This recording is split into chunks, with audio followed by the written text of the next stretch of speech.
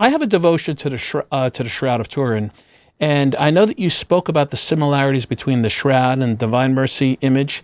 I love when these God realizations happen. So maybe you could share the similarities between the original image that Sister Faustina directed to the artist, the drawer, to the image of the Shroud.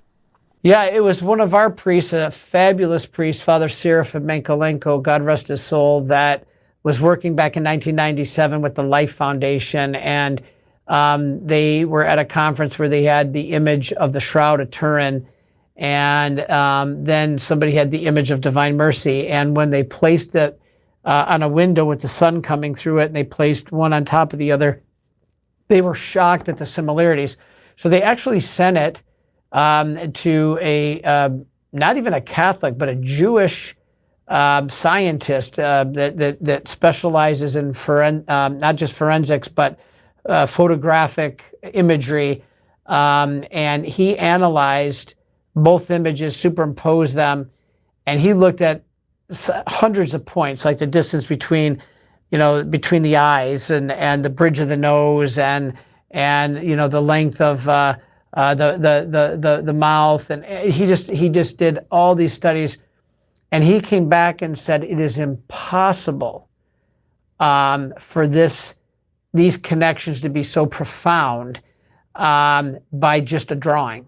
You couldn't draw it that profoundly similar, and the story of the connection with the Shroud and the image of Divine Mercy is one. In fact, it's told, we tell it in that movie, Faustina, Love and Mercy, a little bit about it. But my highlights to me are fascinating because when you superimpose them, you can see the image is exact. And I'm a full believer in the Shroud.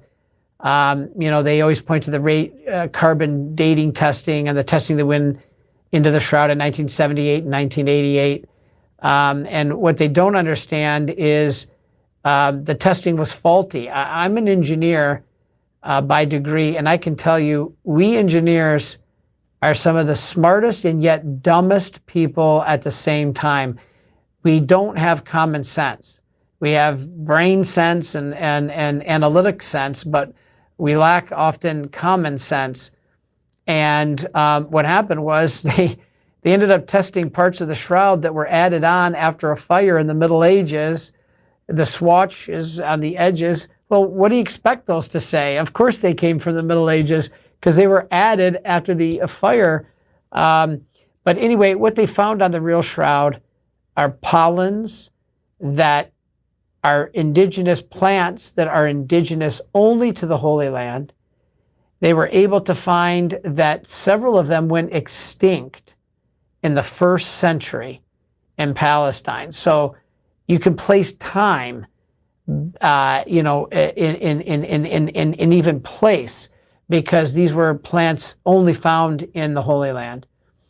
But one of the most intriguing to me was they used to put coins in the eye sockets to prevent rigor mortis, where the eyes would open and scare everybody in the room. And the most compelling argument to me is they took that VP8 image analyzer from NASA and they blew up the image of the Shroud, and they were actually able to detect there are 2 coins in the eye sockets of this image, and they were able to blow it up and read the inscription on the coins, and both of the coins had designs that they were minted under the authority of Pontius Pilate between 29 and 32 AD.